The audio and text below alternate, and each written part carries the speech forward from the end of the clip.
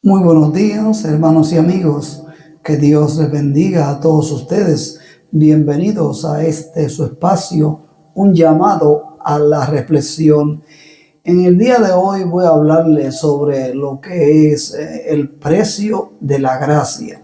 El precio de la gracia que Cristo pagó por usted y por mí es un precio bastante alto, el que Cristo tuvo que pagar.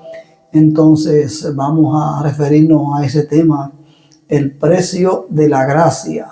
Cristo pagó con su vida. La palabra gracia significa favor, bondad, benevolencia, agradecimiento y beneficio. Es la libertad en Cristo, no un libertinaje. ¿De acuerdo? Porque creemos que como no estamos bajo la ley de Moisés, podemos hacer lo que nos apetezca, pero esa no es la realidad. La realidad es que la gracia, Cristo la pagó con su muerte, y la gracia es mucho más exigente que la ley de Moisés. Y vamos a estar viéndolo en lo adelante. La muerte de Cristo representa el pago, el precio de la gracia, y también nuestra propia muerte hacia el pecado. Tenemos que presentarnos como muertos al pecado y hacia el mundo, hacia los malos deseos terrenales. A eso es que tenemos que morir, y ese es un precio muy alto que tenemos que pagar bajo la gracia en Cristo. Es muy importante. La palabra nos dice, hablando Cristo en el Evangelio de Mateo, nos dice: habéis oído que fue dicho a los antiguos, no matarás, y cualquiera que matare será culpable. Pero yo os digo que cualquiera que se enoje contra su hermano será culpable de juicio, y cualquiera que diga necio a su hermano será culpable de tener que ir al mismo infierno. Es un tema muy delicado. Cualquiera que diga fatuo quedará expuesto al infierno, y es algo que ninguno de nosotros quizás puede entender en toda su magnitud, lo que significa en verdad tener que pagar la consecuencia por nuestros hechos. La gracia es más exigente que la ley de Moisés, y para esto vamos a leer en Mateo 5, 23 y 24. Cristo nos dice allí: por tanto, si traes tu ofrenda al altar y allí te acuerdas de que tu hermano tiene algo contra ti, deja tu ofrenda allí mismo, delante del altar, y ve a reconciliarte con tu hermano, y después vuelve al altar, y entonces sí presenta tu ofrenda. Usted me dirá, pero eso se lo dijo Cristo en el tiempo en que los judíos traían una ofrenda al altar. Mire, nuestra oración y nuestras plegarias ante Dios son la ofrenda que nosotros presentamos ante Dios en este tiempo.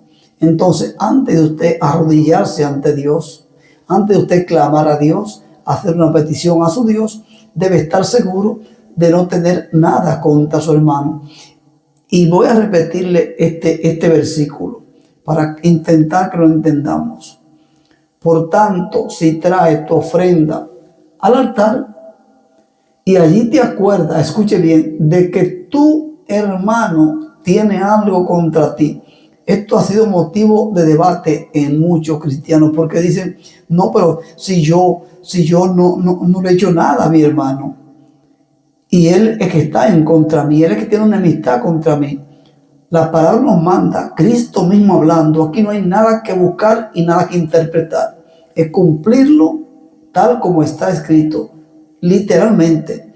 Si tú te enteras que tu hermano, que tu amigo, que tu vecino tiene algo contra ti, deja allí tu ofrenda delante del altar y ve a reconciliarte con tu hermano. ¿Cuántos cristianos no tenemos? Me incluyo, porque yo no tengo a nadie, pero me incluyo para no ofender demasiado. Porque ¿cuántos cristianos, cuando vemos que uno va por la acera de este lado, yo me voy a la acera del otro lado? Porque no soporto que él se sienta molesto conmigo.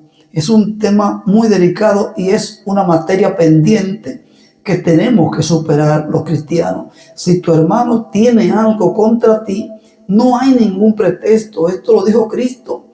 Si tu hermano tiene algo contra ti, ve y reconcíliate tú con él. No pienses que él es que te ofendió, que él fue que te hizo el daño. Tú que estás en la luz de Cristo, tú que has nacido de nuevo, tienes que ir a tu hermano y reconciliarte con él. Eso es lo que Cristo mandó.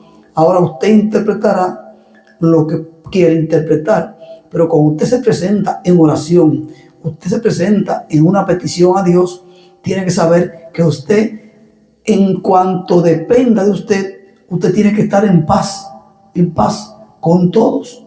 Esto es difícil, pero con la ayuda del Espíritu Santo sí es posible. Entonces, Cristo nos sigue diciendo en el versículo 38 del Evangelio de Mateo, allí en el Sermón del Monte magistral, Sermón del Monte de la Bienaventuranza, nos dice: habéis oído que se dijo ojo por ojo y diente por diente. Pero yo os digo, no respondáis violentamente contra el que os haga daño. Ante a cualquiera que te hiera en la mejilla derecha, vuélvele también la otra. A cualquiera que quiera ponerte a pleito y quitarte la túnica, déjale también la capa. A cualquiera que te obligue a llevar una carga o una milla, ve con él 2 cargas. Al que te pida, dale, y al que quiera tomar de ti prestado, no se lo niegue. Me da esto me llama mucho la atención, porque fíjese que nos dice que a cualquiera que te hiera en una mejilla, le presenta también la otra. Es algo difícil humanamente hablando, porque somos de carne y hueso, tenemos sentimientos y no queremos que nadie nos agreda, ¿verdad? Estoy leyendo la versión Reina Valera 2020, una versión que mantiene su lenguaje antiguo, pero que yo la considero mucho más adecuada que lo que es la de 1960. Reina Valera, entre otras Biblias, también utilizamos de vez en cuando la Biblia de las Américas, que está muy bien también. Pero fíjese bien, al que te pida, dale. Pero a veces nos tomamos la libertad de decir, no, es que él va a consumir tal o cual sustancia o tal o cual líquido alcohólico con lo que me está pidiendo, y por eso yo no le doy. La palabra dice, Cristo hablando, al que te pida, dale.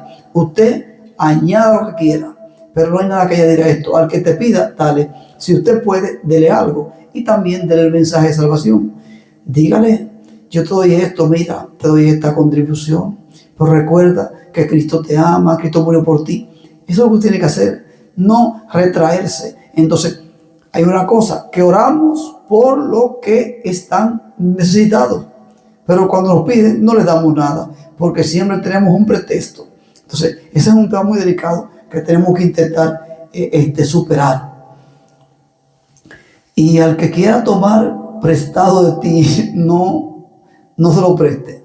Es un tema muy delicado, porque yo quizás lo he hecho alguna vez. Cuando una persona me pide algo prestado, busco un pretexto, pero yo quiero acogerme al derecho a guardar silencio, al decirle no puedo, porque hay gente que son muy aprovechados en cuanto a pedir prestado, se aprovechan de la nobleza, por decirlo de alguna forma, como parece a Cantinflas, ¿no?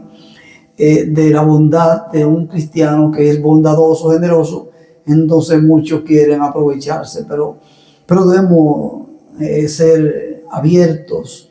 Cuando llevan a pleito por alguna propiedad, debemos exigir que se cumpla justicia, pero sin llegar a la agresión. Eso es lo que la palabra nos dice allí, cuando nos dice que cualquiera que tome de ti la capa, pues quiera tomar de ti algo, no le retenga ni aún la capa.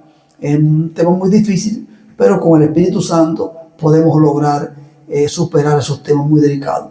En Mateo 5, 43 al 45, el Señor nos habla del amor hacia los enemigos. Estamos hablando de lo que es el precio de la gracia de Cristo. Él se refiere a la ley Y ahí mismo nos cita lo que es el amor. Nos dice Cristo, habéis oído que se dijo, amarás a tu prójimo y odiarás a tu enemigo. Pero yo os digo, amad a vuestros enemigos y bendecid a los que os maldicen. Haced bien a los que os odian y orad por los que os ultrajan y os persiguen, para que seáis hijos de vuestro Padre que está en los cielos. Es un tema muy difícil, amar a un enemigo. Yo me acojo por lo menos a no aborrecerlo, a nosotros no sentir ese rencor, ese resentimiento por los que nos odian, por los que nos aborrecen, por los que son nuestros enemigos, ¿verdad? Es un tema un poco difícil, pero con Cristo y con el Espíritu Santo todo es posible. También Cristo se refirió de forma muy estricta al pecado del adulterio. Y fíjese, él nos dice en el Sermón del Monte en Mateo capítulo 5, versículos 27 y 28. Él les dice a sus discípulos y a toda la multitud. Aquí hay un tema muy delicado, tenemos que analizarlo. Jesús dijo, habéis oído, no cometerás adulterio, pero yo os digo que cualquiera que mira a una mujer para codiciarla, ya ha cometido adulterio con ella en su corazón. Por tanto, si tu ojo derecho te es ocasión de caer, sácalo. Fíjese lo que Cristo dice aquí. Cualquiera que mira. Antes era el contacto con la piel. El adulterio era el contacto con la piel. Pero, o sea, entrar en una relación íntima, obviamente. Pero Cristo va mucho más allá, porque la ley es mucho más débil en cierto nivel que lo que es la gracia. La gracia es más exigente, porque la gracia conlleva el pensamiento. Cualquiera que piensa y la codicia ya ha adulterado con ella en su pensamiento, en su corazón. Es muy importante entender esto. Vamos a analizar un poquito lo que es la segunda mirada. Hay muchos cristianos que cuando ven una mujer que va vestida de una forma muy provocativa o inadecuada, pues dicen, mira esta como está vestida, esta no sé qué. Pero ya usted la vio. Ore a Dios por ella para que Dios la cambie. No emita esa segunda mirada fijándose en los detalles, porque usted quizás está tan en la carne como ella. Entonces es un tema muy delicado que tenemos que intentar entender y llevarlo a la práctica. No hacer esa segunda mirada de análisis. Eso no es de Dios, eso es de la carne.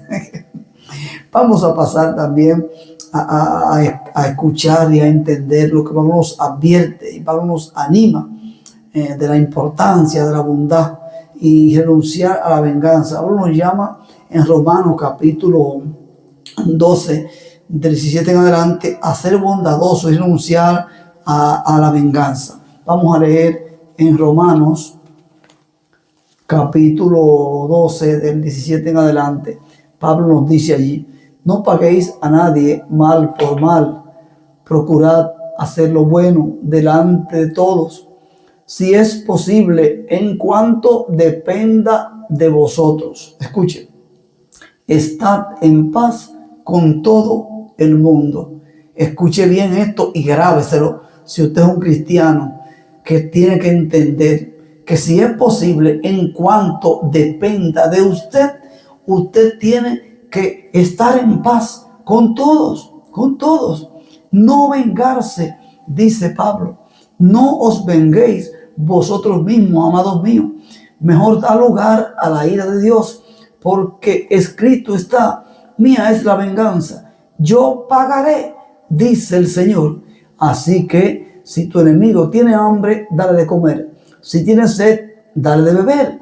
Pues al hacer esto, harás que se avergüence de su mal proceder. Esta es la versión 2020, Reina Valera. La otra versión dice, ascuas de fuego acumularás sobre su cabeza. ¿Qué es acumular ascuas de fuego sobre su cabeza? Hacer que una persona al que usted le muestra bondad, habiéndole hecho un mal, él tenga que enfrentarse a lo que es su propia conciencia y tener que entender que ha hecho lo malo, que ha hecho lo incorrecto, y que usted, como anda en la luz, ha nacido de nuevo, usted no siente ese odio, ese repudio, ese rencor hacia una persona que le ha hecho un mal. Así es que esto hay que entenderlo desde ese punto de vista. No hacerlo de forma premeditada. Yo voy a hacerle un favor para que el Señor se vengue de él. No, ya eso es un resentimiento que hay en el corazón, y eso no es lo que Dios quiere que nosotros pues hagamos. Nos dice, para que él se avergüence de su mal proceder. Eso es lo que nos dice la palabra. Vamos a leer finalmente Efesios 2:8. Efesios 2:8, la palabra nos dice, porque por gracia sois salvos por medio de la fe, y esto no es de vosotros, pues es don de Dios, no es por obra, para que ninguno se gloríe. Así es que somos salvos por gracia, y eso no nos pertenece a nosotros. Es porque el Espíritu Santo mora en nosotros, pero es por la gracia de Dios y a través del sacrificio de Jesucristo que alcanzamos la salvación. Espero que esta reflexión haya sido útil para su edificación. Y nada, nos vemos en otra entrega en este su espacio, pues aquí estaremos siempre llevando para ustedes esta exposición a través de estos medios de YouTube y de Facebook, intentando que podamos reflexionar en este llamado a la reflexión para poder estar en paz con Dios y con todos los que nos rodean. Que Dios les bendiga.